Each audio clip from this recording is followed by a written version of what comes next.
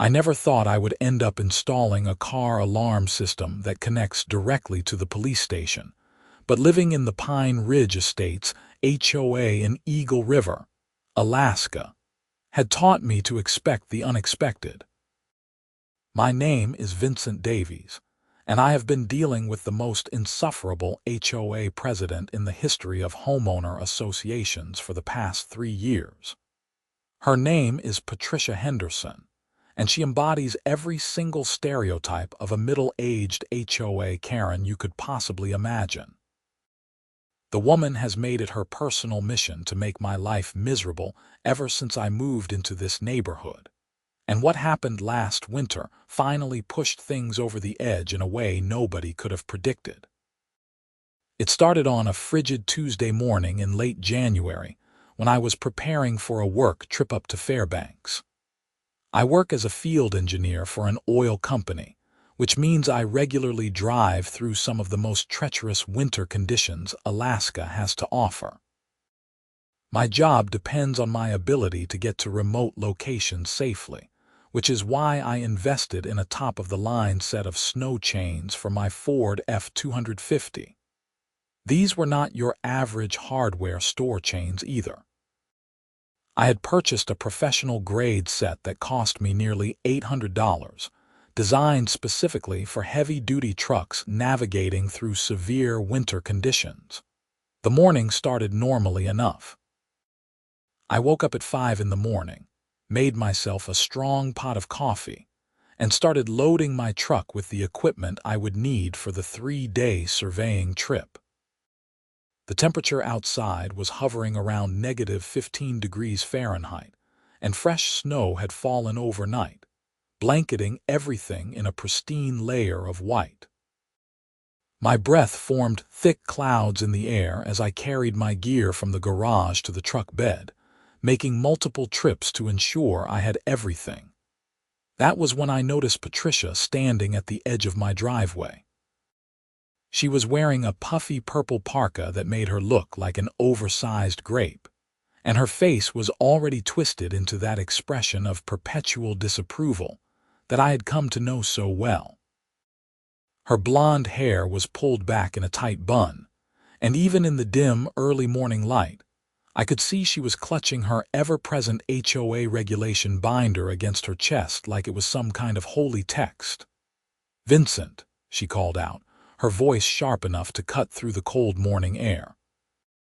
"We need to talk about your truck." I took a deep breath, watching the vapor drift away into the darkness. It was too early for this. "Good morning to you too, Patricia. What seems to be the problem now?" She marched closer, her boots crunching in the snow. "Your truck has been parked in your driveway for the past week, with all that equipment visible in the bed. Section 12. Paragraph 4 of the HOA guidelines clearly states that all work vehicles must be parked in garages or behind privacy screens. Your truck is an eyesore and brings down the property values of our entire neighborhood." I resisted the urge to point out that half the neighborhood owned trucks, and many of them were parked in driveways at this very moment.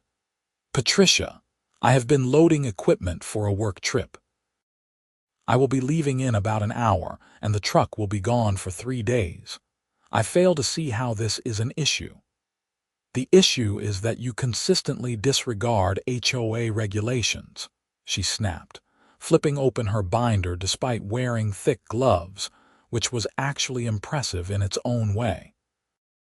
"I have documented 17 separate violations from you over the past 6 months. Your grass was a 1/4 inch too long in September. You put up Christmas lights 2 days before the approved December 1st date. You painted your front door without submitting the color for approval, even though it is the exact same color it has always been. And now this truck situation. Patricia, with all due respect, I pay my HOA fees on time, I maintain my property, and I follow the reasonable guidelines. But I am not going to get written up for having my work truck in my own driveway for a few hours." Her eyes narrowed. This attitude is exactly why you have been flagged as a problem homeowner. I am watching you, Vincent. One more violation, and I will be calling for a hearing before the board to discuss potential fines or even legal action. Before I could respond, she turned on her heel and marched back toward her house, which was located directly across the street from mine. Of course it was. The universe had a cruel sense of humor. I finished loading my truck, trying to shake off the irritation that always followed any interaction with Patricia. My neighbor to the right, an elderly man named George who had lived in the neighborhood for 20 years, had once told me that Patricia had driven out 3 families in the past 5 years with her constant harassment and frivolous violation notices. He had warned me when I first moved in that she targeted people she perceived as not fitting the neighborhood aesthetic, which apparently included anyone under 40 who worked blue-collar jobs. As I secured the last of my equipment, I made sure my snow chains were properly stored in the heavy-duty lockbox I kept mounted in the truck bed. These chains were essential equipment, not optional accessories. The roads between here and Fairbanks could go from manageable to deadly in a matter of minutes during winter, and having proper chains could mean the difference between making it to a safe location or ending up in a ditch waiting for rescue in life-threatening cold. The lockbox itself was a point of pride for me. I had installed it myself, bolting it securely to the truck bed with tamper-resistant hardware. It was waterproof, lockable, and designed to protect expensive equipment from both weather and theft. The chains fit inside perfectly, along with other emergency gear like flares, a satellite phone, and backup supplies. I checked the lock twice, ensuring it was secure, then climbed into the cab of my truck. The engine roared to life, and I let it warm up for a few minutes while I mentally reviewed my route. The drive to Fairbanks would take about 6 hours in good conditions, possibly longer given the fresh snow. I had reservations at a hotel near the job site, and I was scheduled to meet with my team at 8 the following morning. As I backed out of my driveway, I noticed Patricia watching me from her front window. The woman had nothing better to do, apparently, than spy on her neighbors at 5:30 in the morning. I gave a friendly wave, knowing it would probably irritate her, and headed out of the subdivision. The trip to Fairbanks went smoothly despite some rough patches on the park's highway. The work itself was routine, checking equipment at a remote pumping station and documenting maintenance needs for the upcoming season. My team and I worked long days in brutal cold, but we finished ahead of schedule, which meant I was able to head home Thursday afternoon instead of Friday morning. The drive back was more challenging. A winter storm had moved through the region, and while the main highways were plowed, they were still treacherous in spots. I ended up having to install my snow chains about 40 miles outside of Fairbanks when I hit a particularly bad stretch of road. The chains performed beautifully, giving my truck the grip it needed to power through areas where other vehicles had slid off into the shoulders. I made it back to Eagle River around 9 at night, exhausted but satisfied with a job well done. The subdivision was quiet as I pulled into my driveway, most houses already dark for the night. I was too tired to unload everything properly, so I decided to leave the equipment in the truck and deal with it in the morning. The snow chains went back into the lockbox, and I double-checked the lock before heading inside. My house felt warm and welcoming after 3 days in the field. I took a hot shower, made myself a sandwich, and was asleep by 10. The next morning, I woke up to my phone buzzing insistently on my nightstand. Groggily, I reached for it and saw multiple notifications from the security system I had installed on my truck. The system was sophisticated, something I had invested in after having tools stolen from a job site a few years back.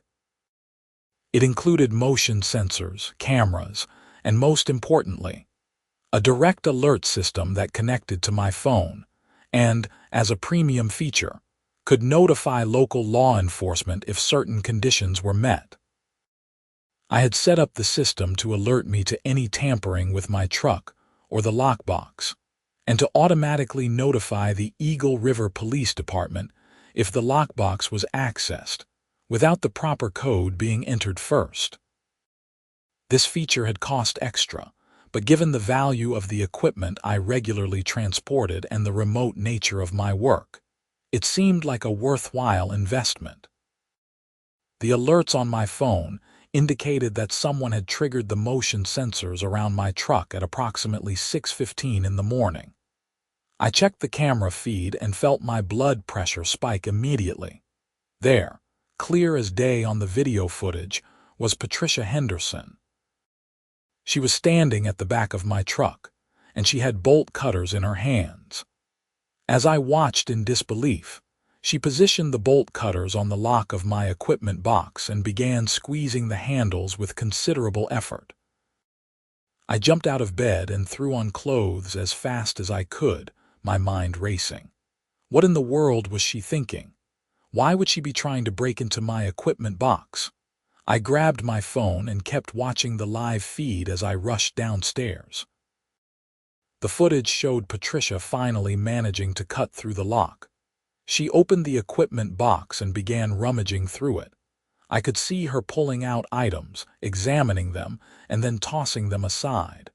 Then she found the snow chains. She lifted them out of the box, and even through the camera footage, I could see the satisfied expression on her face. That was when the real alarm triggered. The moment she had cut the lock, the system had registered it as unauthorized access. My phone showed that an alert had been automatically sent to the Eagle River Police Department, including the video footage and my address. The system was designed to give authorities real-time evidence of theft in progress. I ran out my front door without even bothering with a jacket, my breath creating great plumes in the freezing morning air. Patricia was now walking down my driveway, carrying my $800 snow chains like they were her property. She froze when she saw me emerge from the house. "What the hell do you think you are doing?" I shouted, my voice echoing in the quiet morning. Patricia had the audacity to look indignant. "I am confiscating these chains as evidence of HOA violations." These were stored in an unapproved container in an unapproved vehicle, and I have every right as HOA president to confiscate property that violates our community standards. I stared at her, momentarily speechless at the sheer insanity of what she had just said. "You broke into my truck. You cut the lock on my equipment box. That is theft, Patricia. That is a crime." "It is enforcement of HOA regulations," she countered, clutching the chains tighter. "You have been warned repeatedly about violations, and you have shown a pattern of disregard for community standards. As president, I have the authority to take necessary action to maintain those standards. You have the authority to write violation notices and call for board hearings. You do not have the authority to break into someone's vehicle and steal their property. There is no universe in which that is legal." She started to respond, but the sound of approaching sirens cut her off. We both turned to see two Eagle River Police Department cruisers turning into the subdivision, their lights flashing in the early morning dimness. The color drained from Patricia's face. "You called the police."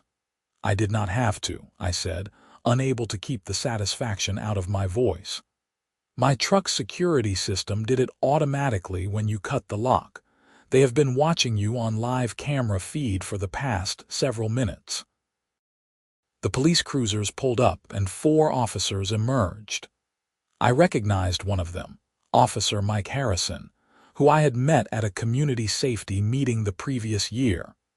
He approached us with his hand resting casually on his belt, his expression professional but alert. "Good morning," he said, looking between Patricia and me.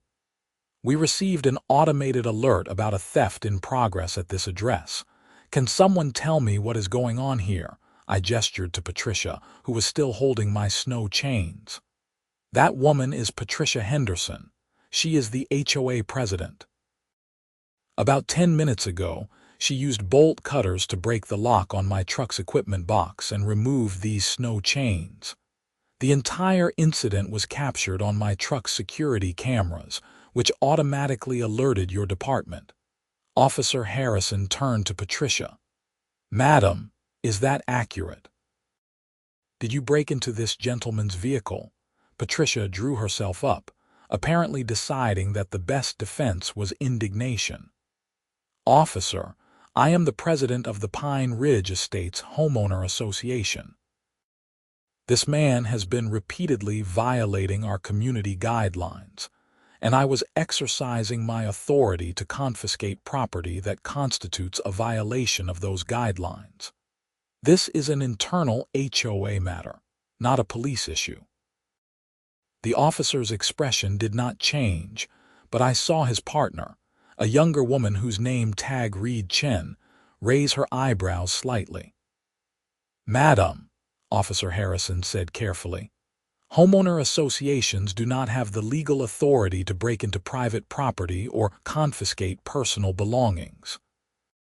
If you cut a lock and removed items from someone's vehicle without permission, that is theft and vandalism regardless of your position in the HOA."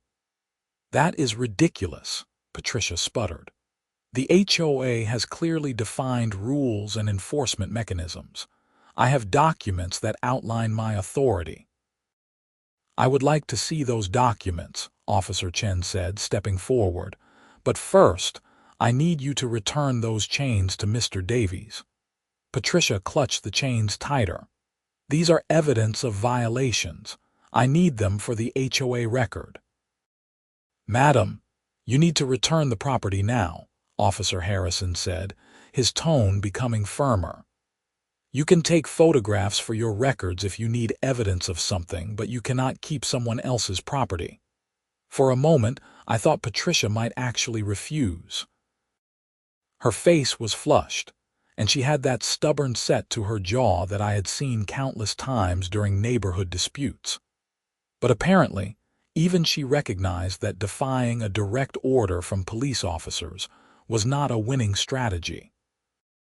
She thrust the chains at me with enough force that I had to take a step back to catch them. "This is harassment," she declared. "I am being targeted because I hold this neighborhood to high standards."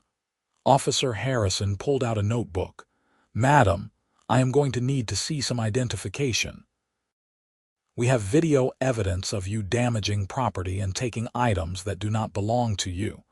We need to document this incident and determine what charges may be appropriate." "Charges?" Patricia's voice rose to a near shriek. "You cannot be serious. I am a respected member of this community. I volunteer at the library. I organize the Neighborhood Watch program. I am not some common criminal." "That may be," Officer Chen said, her tone remaining professional, "but breaking into someone's vehicle and taking their property is a crime regardless of who you are. Please provide your identification." Patricia fumbled in her pockets and produced her driver's license, handing it over with shaking hands. I noticed that neighbors were starting to emerge from their houses, drawn by the commotion and the police presence. George from next door was standing on his porch in his bathrobe, his mouth hanging open in surprise. Across the street, a younger couple I knew as Mark and Jennifer were watching from their window. Officer Harrison examined Patricia's license, then handed it to his partner who went back to the cruiser, presumably to run it through their system. He turned to me. "Mr. Davies, can you provide us with access to the security footage from your vehicle?" "Absolutely," I said, pulling out my phone. "The system saves everything to a cloud server. I can email you a link right now, or I can show you the footage directly. Let us take a look at what you have, he said. I pulled up the app and showed him the recorded footage. The video quality was excellent, clearly showing Patricia approaching my truck, using bolt cutters on the lock, opening the equipment box and removing the chains. The timestamp and location data were embedded in the footage, and you could even make out Patricia's face clearly in several frames. Officer Harrison watched the entire sequence, his expression growing more serious. When it finished, he looked at Patricia. "Madam, this is pretty clear-cut. You can see in this footage that you used tools to forcibly open a locked container that was not your property, and then you removed items from that container. That constitutes theft and criminal mischief at a minimum." "I already told you I was acting in my capacity as HOA president," Patricia insisted, but her voice had lost some of its earlier conviction. "I have the right to enforce our community guidelines." "No, madam, you do not have that right," Officer Harrison said firmly. "Homeowner associations can levy fines, they can hold hearings, they can even pursue legal action through proper channels, but they cannot break into people's property. That is illegal. If you believed Mr. Davies was violating HOA rules, you should have followed your organization's legal procedures, which I assume involve warnings, fines, and potentially civil litigation. You do not get to take the law into your own hands." Officer Chen returned from the cruiser. "No warrants, no prior record," she said to her partner. Then she looked at Patricia. "Madam, we are going to need you to come with us to the station. You are being placed under arrest for theft in the 3rd degree and criminal mischief in the 4th degree." Patricia went pale. "You are arresting me. This is insane. I demand to speak to your supervisor." "You will have that opportunity at the station," Officer Chen said. "Right now, I need you to place your hands behind your back. What happened next would become legendary in the neighborhood." Patricia, apparently unable to process that this was actually happening to her, tried to walk away. She actually turned and started marching toward her house, as if she could just opt out of being arrested. Officer Chen moved quickly, catching up to Patricia in a few long strides. "Madam, do not make this worse. Stop walking and place your hands behind your back." "I will not," Patricia said, her voice high and strained. "This is a travesty. You are supposed to be protecting this community, not harassing concerned citizens who are trying to maintain property values." "Last warning," Officer Chen said. "Hands behind your back now." Patricia tried to speed up, which was a mistake. Officer Chen took hold of Patricia's arm and with practiced efficiency guided her into a position where she could be safely handcuffed. Patricia screeched in protest, declaring that this was police brutality and that she would be filing a lawsuit. The handcuffs clicked into place, and Patricia was read her Miranda rights while standing in the middle of the street, with half the neighborhood now openly watching from windows, doorways, and porches. It was the most dramatic thing that had ever happened in Pine Ridge Estates, and I could see people pulling out their phones to record the spectacle. "This is all your fault," Patricia spat at me as Officer Chen led her toward the cruiser. "You have been nothing but trouble since you moved here. You do not fit in this neighborhood, and everyone knows it." I did not respond. There was nothing to say. The woman had broken into my truck and stolen my property, and now she was facing the consequences of her actions. Officer Harrison stayed behind with me as his colleagues placed Patricia in the back of one of the cruisers. "I am going to need you to come down to the station later today to give a formal statement," he said. "Bring a copy of that video footage on a USB drive if you can. We will also need documentation of the value of the chains and the damage to the lockbox." "The chains cost me $780, I said. "I still have the receipt. The lockbox was about $200, and the lock itself was another $40. I also need to document whether anything else was disturbed or damaged when she was going through the box. Get all of that together, Officer Harrison advised. Take photos of the damage. Keep all your receipts. This is going to go to the district attorney's office, and they will determine what charges to pursue. Given that you have clear video evidence and the value of the items involved, I would expect them to take this seriously. What kind of penalties are we looking at? I asked, not because I wanted to see Patricia destroyed, but because I genuinely wanted to understand what would happen next. Theft in the third degree is a Class C felony in Alaska if the value exceeds $750, he explained. Given that the chains alone were worth more than that, plus the damage to your lockbox, we are definitely over that threshold. Criminal mischief in the fourth degree is a misdemeanor. If she is convicted on both counts, she could be looking at fines and potentially some jail time, though for a first offense, she might get probation and restitution instead. I absorbed this information, feeling a complex mix of emotions. Part of me was satisfied that Patricia was finally facing real consequences for her behavior. But another part of me felt almost bad for her. She had clearly convinced herself that being HOA president gave her some kind of special authority, and reality was about to hit her very hard. I appreciate your response time, I told Officer Harrison. That automated alert system was expensive, but it definitely proved its worth today. He smiled. That is actually a really smart setup you have. We have been seeing more property crimes in the area, especially theft from vehicles. Having direct notification with video evidence makes our job a lot easier. In most cases, by the time someone discovers a theft and calls us, the perpetrator is long gone. Being able to respond while the crime is actually in progress is huge. We talked for a few more minutes about the next steps in the process. He gave me a case number and a card with information about when and where to provide my statement. Then the police cruisers departed, taking Patricia Henderson away from Pine Ridge Estates in handcuffs. The moment they were gone, George hurried over from his house, now properly dressed in jeans and a thick sweater. His weathered face was split in an enormous grin. "Vincent, my boy, that was the most satisfying thing I have seen in 20 years of living in this neighborhood." Patricia Henderson finally got what was coming to her.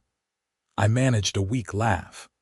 I honestly did not think she would go that far. I mean, I knew she was overzealous about HOA stuff, but breaking into my truck with bolt cutters, what was she thinking? She was not thinking, that is the problem, George said. Patricia has been drunk on her tiny bit of power for years. She ran this HOA like her personal fiefdom, and nobody ever really stood up to her because it was easier to just go along with her nonsense. But you cannot break into people's vehicles. That is way over the line. Jennifer and Mark came over as well, both of them bundled in winter coats. Jennifer looked concerned. "Is everything okay? We heard the commotion and saw the police cars." We could not believe it when we saw them putting Patricia in handcuffs. I explained what had happened, showing them the security footage on my phone. Their expressions went from concern to shock to almost amused as the story unfolded. "She actually thought she had the legal right to break into your truck?" Mark asked incredulously. "How does someone get that deluded?" "Years of nobody challenging her," George said darkly. "Remember when she tried to fine me $300 because my Christmas wreath was not the approved diameter? Or when she told Jennifer that her garden gnomes were violations of the decorative items policy? She has been making up rules and enforcing them like she is some kind of dictator, and most people just paid the fines or removed whatever she complained about because it was not worth fighting." "This is different, though," Jennifer said. "This is actual crime, not HOA petness."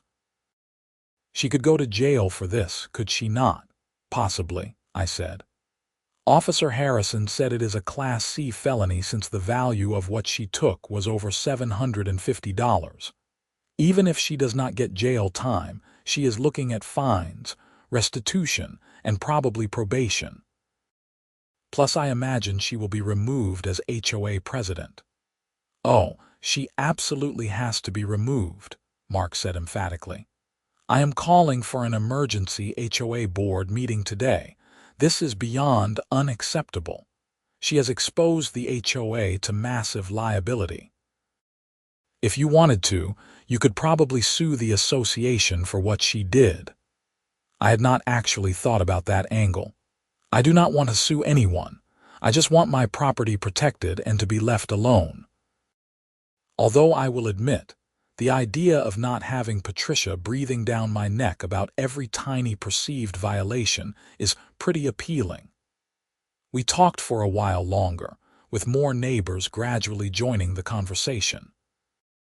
It turned out that Patricia had been a thorn in many people's sides for years. She had fined people for having the wrong shade of white on their mailboxes.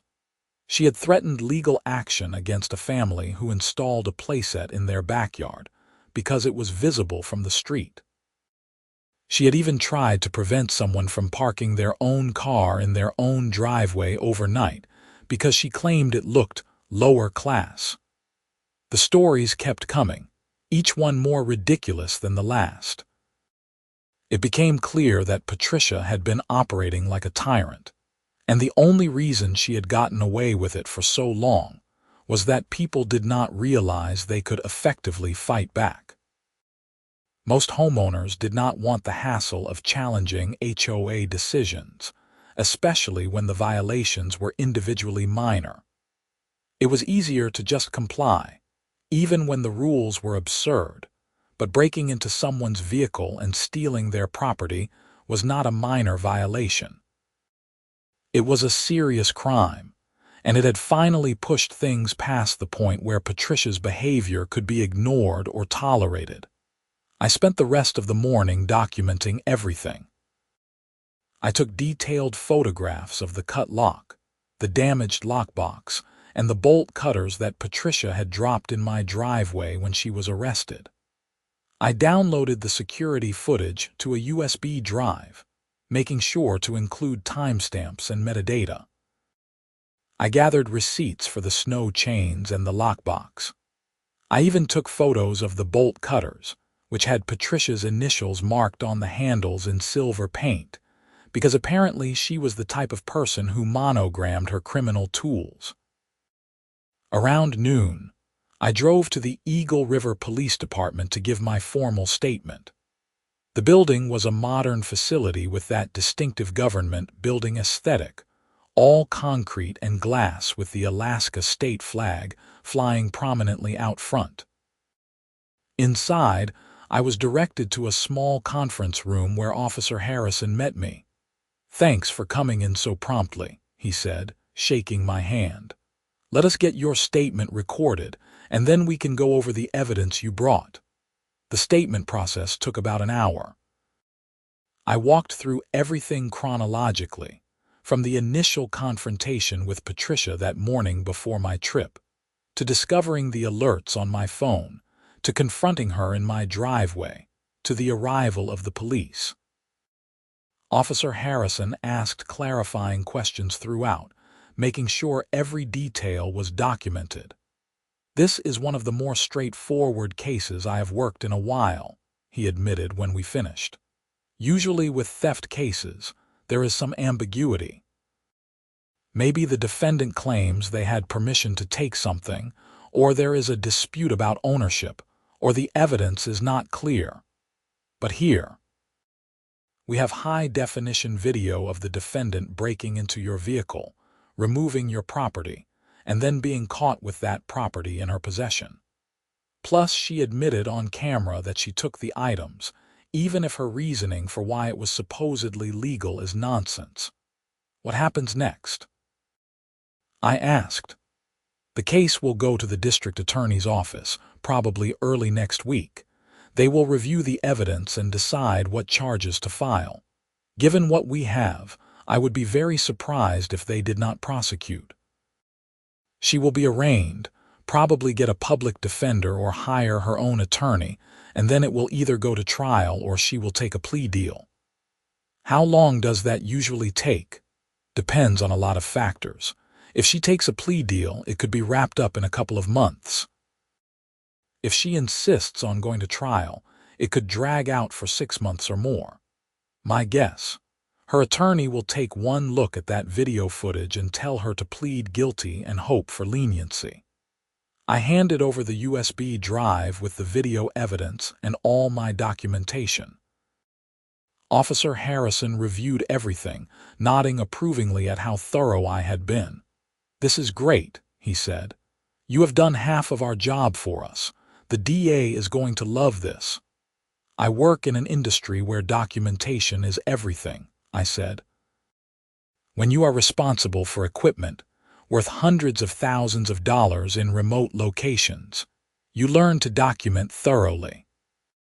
We wrapped up the meeting, and Officer Harrison told me that someone from the district attorney's office might reach out with additional questions, but that I should not need to come back to the station unless the case went to trial.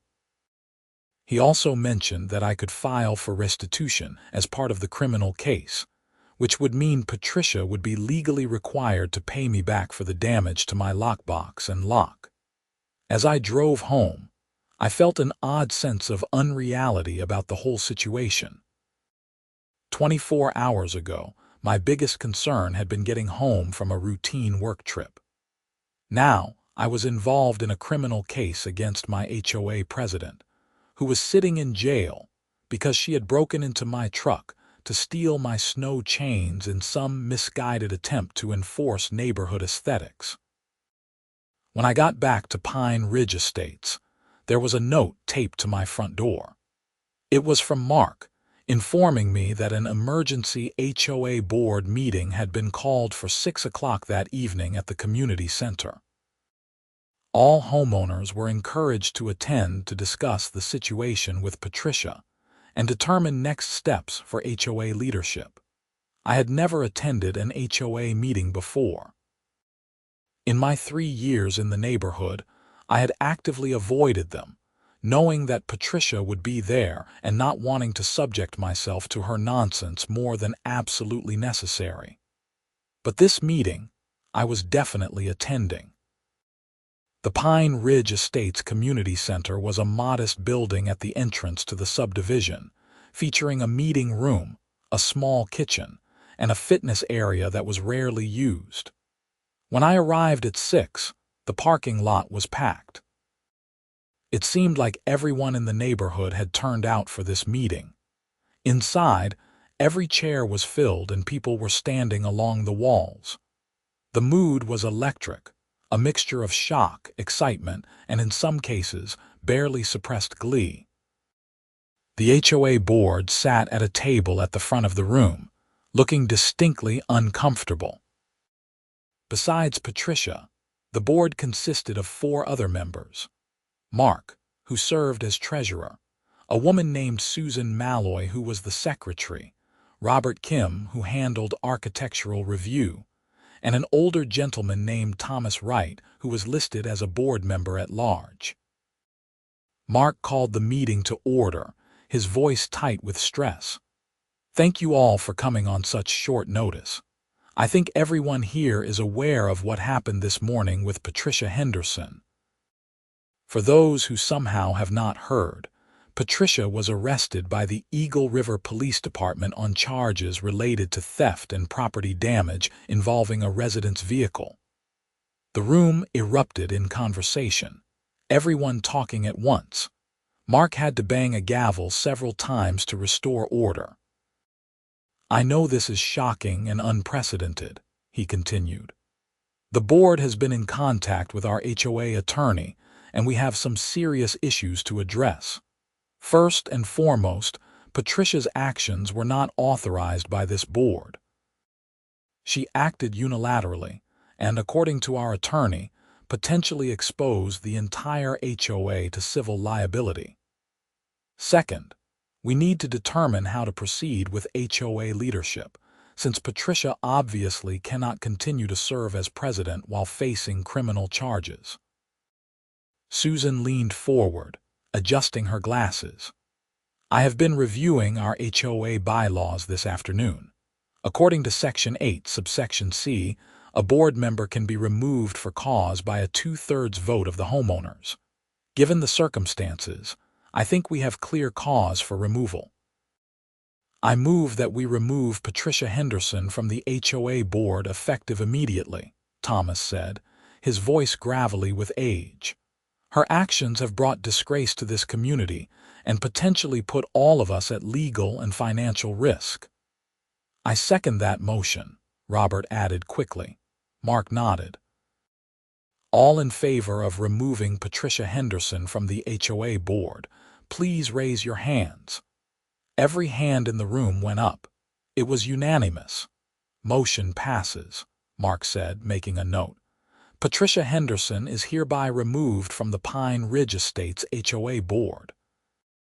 Now we need to elect an interim president to serve until the next regular election. George stood up from his seat in the third row. I would like to nominate Vincent Davies for interim president. I nearly fell out of my chair. What? No. I have never even attended a meeting before tonight. Exactly, George said, grinning. You are not part of the old guard who let Patricia run wild for years. You stood up to her when nobody else would. And let us be honest, you handled this morning's situation perfectly. You documented everything, you did not escalate unnecessarily, and you let the legal system work the way it is supposed to. I second the nomination, Jennifer called out. I appreciate the confidence, but I am not qualified to run an HOA, I protested. I do not know anything about the regulations or procedures. None of us really do, Mark said with a wry smile. Most of us just went along with whatever Patricia said because we assumed she knew what she was talking about. Honestly, Vincent, we need someone who is going to bring some sanity back to this organization. Someone who understands that an HOA is supposed to maintain common areas and handle basic community needs, not act like the neighborhood police. The room murmured in agreement. I looked around at all the faces watching me expectantly and realized that they were serious about this. If I agree to this, and that is a big if, we are making some major changes, I said. First, we are reviewing every single HOA rule and regulation to determine what is actually necessary versus what is Patricia being on a power trip. Second, we are establishing clear procedures for how violations are handled, with appeals processes and reasonable enforcement. Third, we are focusing on actual community improvement, not nickel and diming people over the shade of white on their mailbox. The room broke into applause. Mark stood up and extended his hand. I think we have our new president. Against my better judgment, I found myself agreeing. A vote was held, and I was elected interim HOA president by an overwhelming majority. Mark, Susan, Robert, and Thomas all retained their positions, and we agreed to meet the following week to start the process of reviewing and reforming the HOA regulations. After the meeting, dozens of people came up to thank me and share their own stories about Patricia's overreach.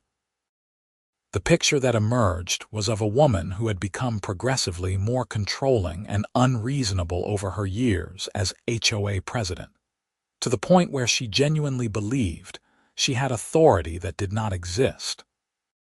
One woman told me that Patricia had threatened to sue her for planting roses instead of tulips in her front garden. A man explained that Patricia had tried to ban him from washing his car in his own driveway because she thought it was lower-class behavior. Another couple described how Patricia had attempted to prevent them from installing solar panels on their roof, even though Alaska state law explicitly protects the right to install solar equipment. The stories were endless, and they painted a picture of an HOA that had gone completely off the rails under Patricia's leadership. As I drove home that night, I felt the weight of responsibility settling on my shoulders. I had not asked to be HOA president, and I certainly had not wanted the job. But someone needed to fix this mess, and apparently, that someone was me. The next few days were a whirlwind. Patricia made bail and was released from custody, but according to the neighborhood grapevine, she immediately left town to stay with relatives in Anchorage. Her house sat empty, curtains drawn, a visible reminder of the dramatic fall from grace she had experienced. Mark came over on Sunday afternoon with boxes of HOA documents that had been stored at Patricia's house. We spent hours going through them, and what we found was deeply concerning. Patricia had been collecting fines from homeowners for years, but the accounting was a mess. Some fines appeared to be completely made up, with no basis in the actual HOA bylaws. Others were enforced selectively, with Patricia targeting people she personally disliked while ignoring identical violations from people she considered friends. "This is going to be a nightmare to sort out," Mark said, rubbing his temples.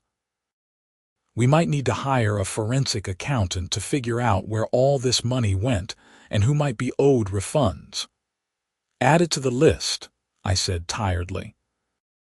"I think we need to send out a letter to all homeowners explaining what happened, apologizing for the previous management issues, and outlining how we are going to fix things." We drafted that letter over the next few days, with input from Susan and our HOA attorney.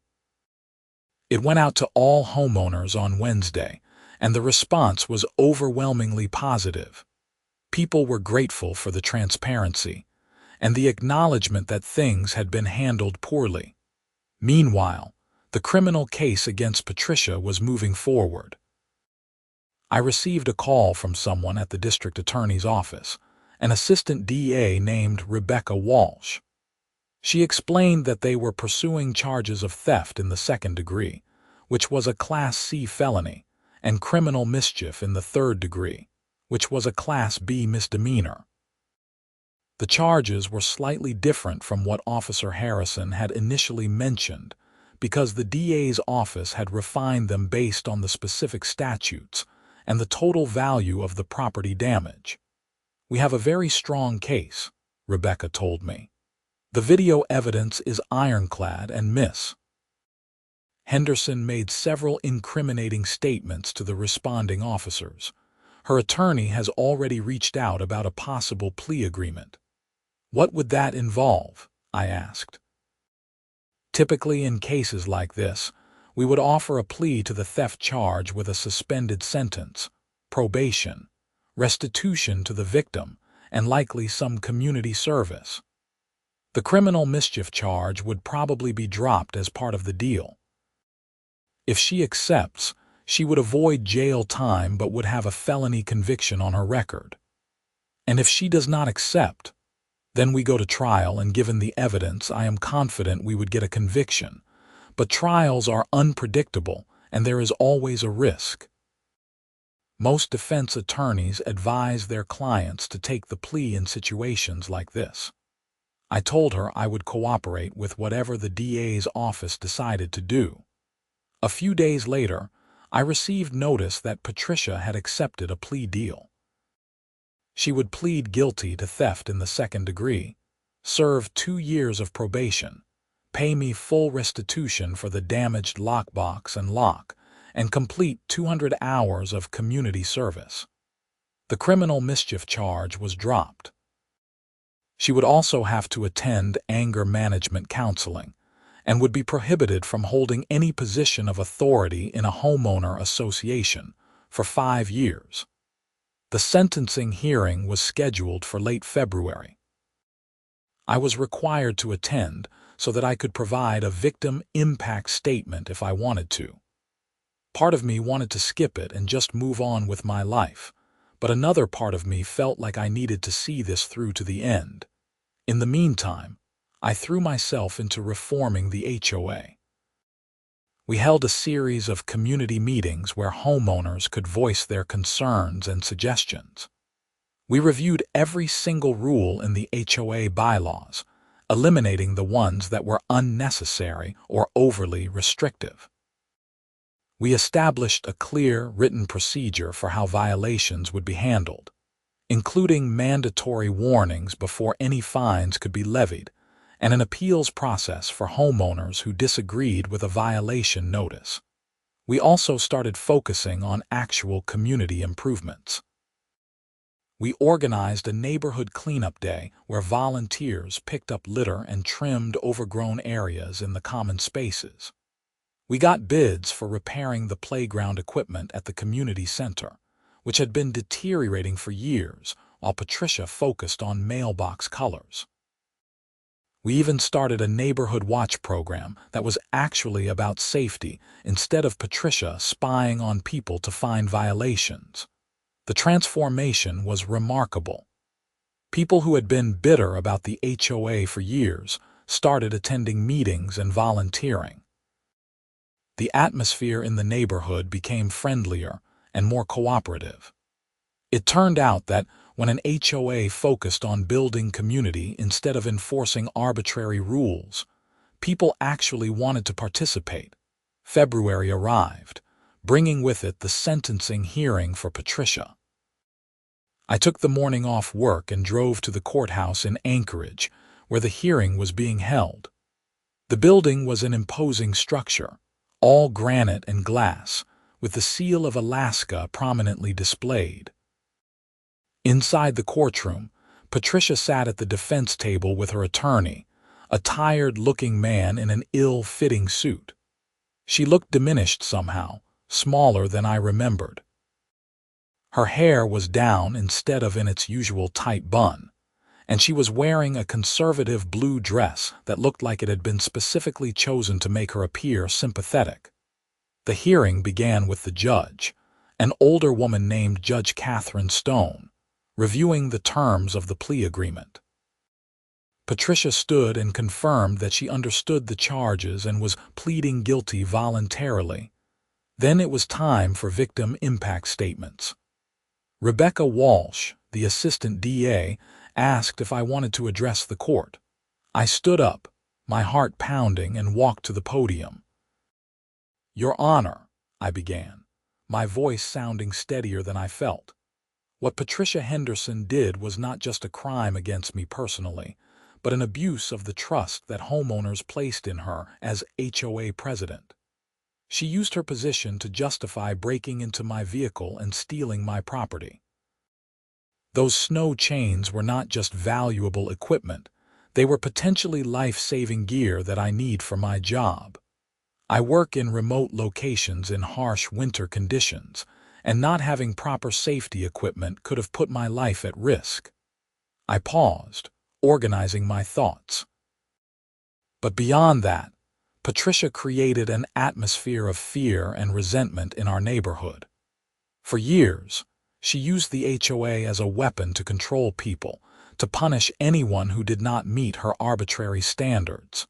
She made people feel unwelcome in their own homes.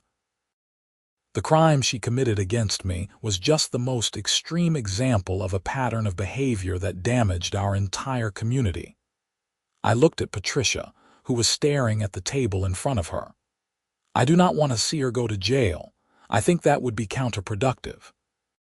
But I do want her to understand that what she did was wrong, and that positions of authority come with responsibilities, not unlimited power.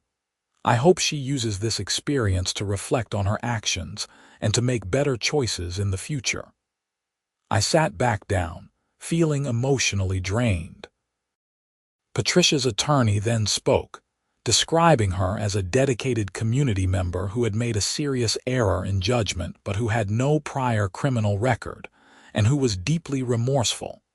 Then, Patricia herself spoke. She stood at the podium, her hands gripping the edges so tightly that her knuckles were white. "Your Honor, I want to apologize to Mr. Davies and to my former neighbors. I believed I was acting in the best interests of the community, but I can see now that I crossed a serious line. I let my position go to my head, and I convinced myself that I had authority I did not actually have. What I did was wrong, and I accept responsibility for my actions. Her voice cracked slightly, and for the first time, she actually sounded genuine rather than indignant. I've had a lot of time to think about how I have conducted myself over the years, and I am ashamed of some of my behavior. I turned something that should have been about building community into something about control. I hurt people, and I am sorry. Judge Stone listened to all of this impassively, then delivered her ruling.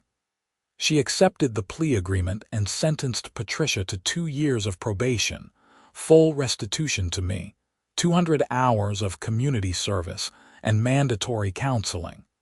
She also took a moment to address Patricia directly. Miss Henderson, you held a position of trust in your community, and you violated that trust in a serious way. Homeowner associations serve an important function, but they are not law enforcement, and HOA presidents are not police officers. You do not get to break into people's property because you disagree with how they are using it. I hope you use this probation period to seriously reflect on your behavior and to understand the difference between leadership and tyranny. The gavel came down, and it was over. Patricia was escorted out of the courtroom by her attorney, and I found myself standing in the hallway, processing everything that had just happened. Rebecca Walsh came over and shook my hand. Thank you for your statement. I think it really helped illustrate the broader impact of her actions beyond just the specific crime. How are you feeling? Relieved, mostly, I admitted. It feels like this chapter is finally closed. You handled this whole situation remarkably well, she said. A lot of people in your position would have been much more vindictive. Your restraint and focus on community impact rather than personal revenge was refreshing. I drove back to Eagle River feeling lighter than I had in weeks. The criminal case was resolved. The HOA was on a better path, and I could finally focus on my actual life instead of dealing with constant drama. Over the next few months, things continued to improve in Pine Ridge Estates. We held our first regular HOA election in April, and I was officially elected president, this time for a proper term. Mark, Susan, Robert, and Thomas were all re-elected to their positions as well. We had also added 2 new board members, including George, who brought decades of institutional knowledge and a refreshing lack of nonsense to the proceedings. We finished our comprehensive review of the HOA bylaws and presented the revised version to the homeowners for approval. The changes were dramatic. We eliminated about 40% of the old rules entirely, including all the petty restrictions on things like mailbox colors, specific approved plants for gardens, and prohibitions on parking personal vehicles in driveways. We kept the important rules about maintaining properties, preventing health and safety hazards, and managing the common areas. The new bylaws passed with over 90% approval. We also implemented a new fine structure that was much more reasonable and included mandatory warnings before any financial penalties were assessed. We established an appeals committee made up of homeowners who were not on the board, giving people a fair venue to challenge violation notices if they believed they were unjust. The financial review turned out to be just as messy as we had feared. The forensic accountant we hired found that Patricia had collected over $30,000 in fines over her tenure as president, many of which had no legitimate basis. After extensive research and outreach to affected homeowners, we ended up issuing refunds totaling nearly $15,000 to people who had been improperly fined. The HOA absorbed the cost, which hurt our reserves but was the right thing to do. Patricia's house remained empty for months. Eventually, it went up for sale, and she never returned to the neighborhood. According to the real estate listing, she had moved to Anchorage permanently. In a way, I felt bad for her. She had built her entire identity around being HOA president, around being the person who maintained standards and kept the neighborhood pristine. When that all came crashing down, she had nothing left, but I also knew that she had brought it on herself. If she had focused on actual community building instead of petty tyranny, if she had treated her neighbors with respect instead of suspicion, if she had understood the limits of her authority, none of this would have happened. She had options at every step of the way to choose a different path, and she had consistently chosen the path of escalation and control. As for me, I learned some valuable lessons about community involvement and standing up for what is right. I had avoided HOA participation for years because it seemed like a hassle, and that avoidance had allowed someone like Patricia to thrive unchecked. Sometimes you have to engage with systems, even flawed ones, if you want to improve them. My snow chains, incidentally, continued to serve me well. I used them regularly throughout the rest of that winter and the following winters, and they never failed me.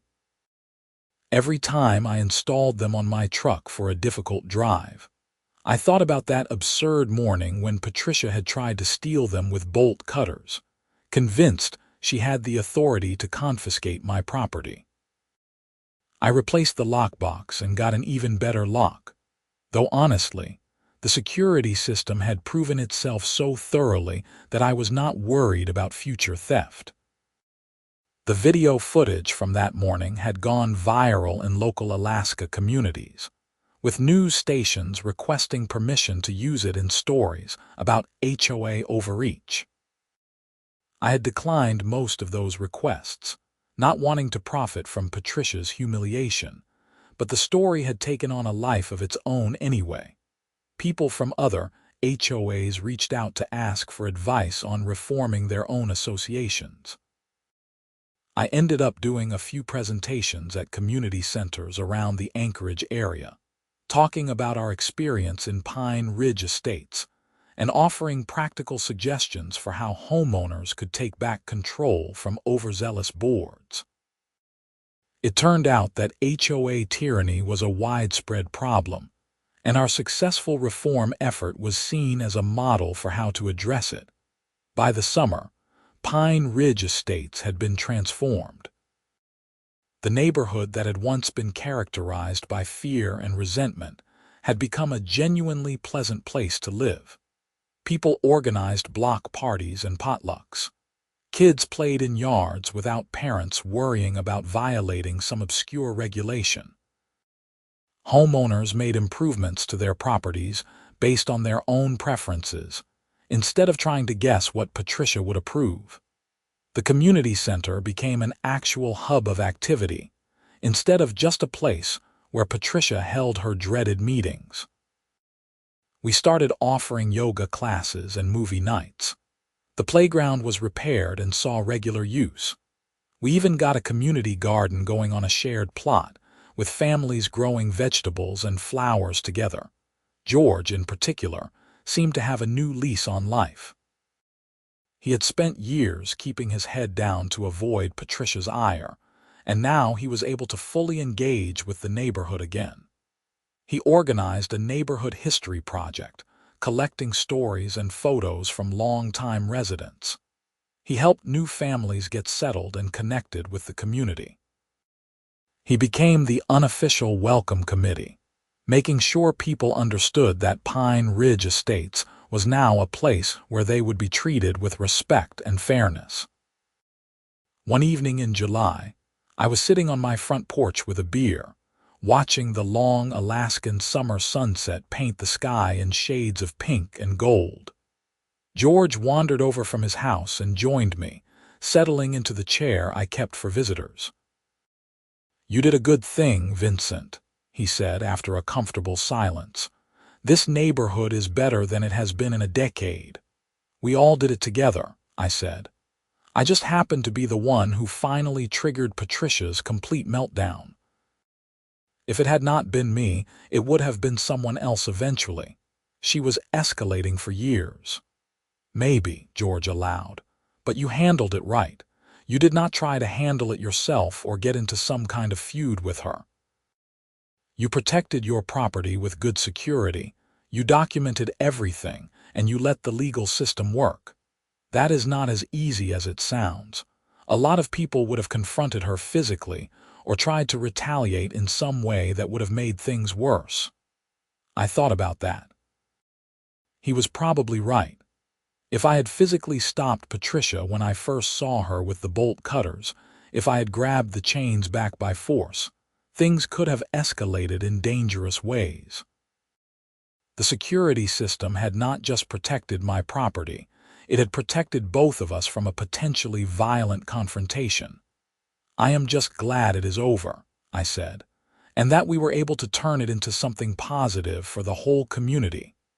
George raised his own beer in a toast. "To the end of HOA tyranny and the beginning of actual community." We clinked bottles and sat in comfortable silence, watching the sunset. My phone buzzed with a notification from the HOA security system I had helped install at the community center, confirming that everything was secure for the night. It was funny how things had come full circle. The security system that had caught Patricia breaking into my truck had inspired the neighborhood to take security seriously, and we had upgraded the community center with similar technology. Life settled into a comfortable rhythm after that. I continued working my engineering job, taking trips to remote locations throughout Alaska. The snow chains remained an essential part of my equipment, and I never took them for granted. I served out my term as HOA president and actually ended up running for re-election because people seemed to think I was doing a good job. The organization stayed focused on reasonable community management instead of petty control. Patricia completed her probation without incident, according to the occasional updates I received from the court system. She paid her restitution in full, which I used to upgrade my truck's security system even further and donate some to the community center improvements. She finished her community service hours and her counseling. I never saw her again, and I was fine with that. I did not harbor any ill will toward her at this point, but I also had no desire to reopen that chapter of my life. The story of what had happened became somewhat legendary in Eagle River and the surrounding communities. People would occasionally recognize me as the guy whose snow chains got the HOA president arrested, which was both amusing and slightly embarrassing. But it also opened doors for positive change in other neighborhoods. Multiple HOAs reformed their bylaws and procedures after hearing about our experience. Some communities even adopted language specifically prohibiting board members from accessing private property without explicit permission and legal authority. Looking back on the whole experience, I realized that sometimes the most absurd situations can lead to the most positive outcomes. Patricia's attempt to steal my snow chains was objectively ridiculous, a perfect example of petty tyranny taken to its logical extreme. But that ridiculous act had shattered the atmosphere of fear she had created and given the community the push it needed to demand better. The security system that caught her had been worth every penny, not just for protecting my property, but for providing undeniable evidence that forced everyone to confront the reality of what Patricia had become. Without that video footage, it would have been my word against hers, and who knows how that would have played out. The clear, indisputable evidence had made it impossible for anyone to deny or minimize what she had done. As I sit here now, several years later, I am grateful for how things turned out. Pine Ridge Estates is a thriving community where people actually want to live, not a collection of houses ruled by fear and arbitrary regulations.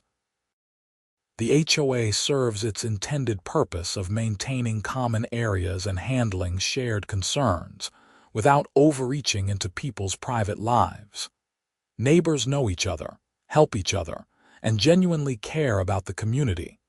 And my snow chains. They are still in my truck, secured in a high-quality lockbox with an excellent lock, protected by a state-of-the-art security system.